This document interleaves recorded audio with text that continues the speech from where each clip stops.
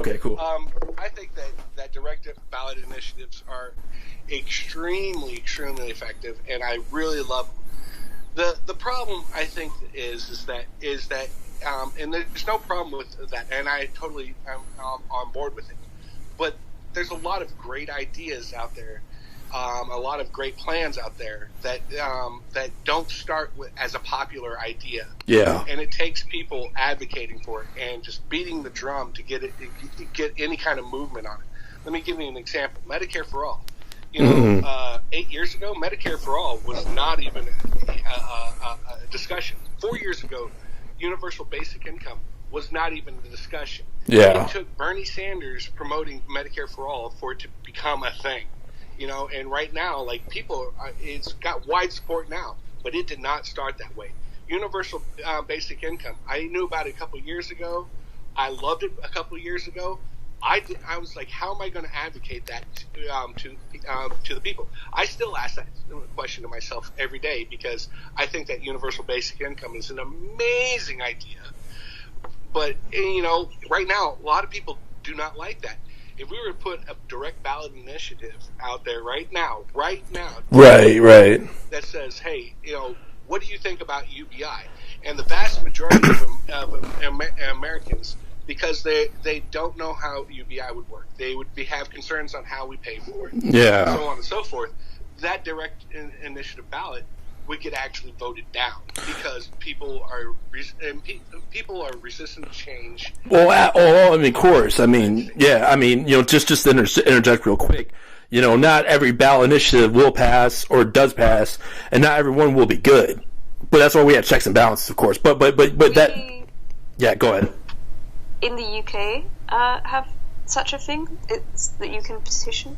Cool. And sign petitions officially for things to be debated in Parliament. And if 100,000 people sign said petition, it must be considered for debate in Parliament. Nice. And it is useful in that it can put forward, things of interest to the public that they want, but the Parliament, which is essentially our Congress, can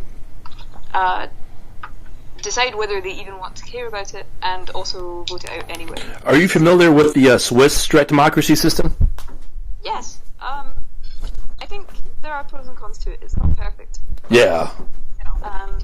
It's certainly better than what the UK and the US have going on right now. Yeah. Oh, for sure. Switzerland's a funny place, though. It's very, very odd. It's always been neutral and somewhat conservative leaning at the same time. Yeah. It's unusual. I don't know if the Swiss system could be implemented well elsewhere.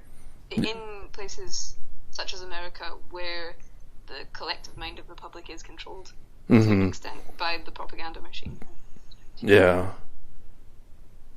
We actually have, and I say this saying it with a grain of salt, we actually have a thing where we could petition for an issue to be addressed, and if it gets enough signatures, if it gets enough support, supposedly the White House has to make it. Oh, that's right. Yeah, Trump did away with that. And well, what happened was back during Barack Obama. Mm-hmm. Yep. And this is where we discovered it was broken for sure. Is there was a massive movement to legalize marijuana. Yeah. and they were like, okay, well, if Americans really feel that way, then sign a petition. They were just like waving us off and being like, we don't really care about you. Well, that massive movement put up so many signatures that in theory it was supposed to be actually addressed, but they completely dismissed it out of hand. They're like, oh, that's not a good idea. Right. And I mean, we've had a supposedly a progressive president, and now Joe Biden. Yeah. And there's a massive push. The approval rating, if you go to any poll for the legalization of marijuana, that sits at 80%. Absolutely. 80%. That's not even just Democrats. Old people, young people, conservative people, liberal people, everybody. They're like, just legalize it already. Well, and it's not, because pharma doesn't want it legalized. Yeah. Our voices are being so suppressed by money right now because money is considered free speech.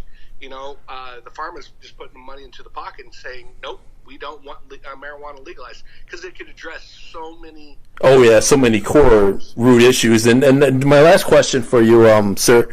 This is my very last question. Thank you. I really do appreciate your input so far. And you don't mind if I tag you like in a tweet saying, all right, cool. Like if you were to be elected to Congress, would you be interested? I know I do understand there's a lot of rules and procedures, some that don't make sense in this day of age, but would you at least be an advocate for getting the procedures where, whether initiative's good, whether it's passes, whether it has a chance of passing, just so we have more democracy in general? Would you be an advocate for this? First and foremost, I'm an advocate of the people.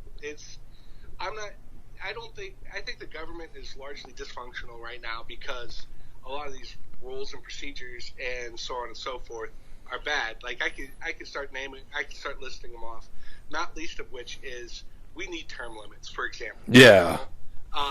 Term limits, because you have one of the politicians that I dislike the most that are currently in the United States House of Representatives is Nancy Pelosi. Mm-hmm. Nancy Pelosi is a big roadblock to everything.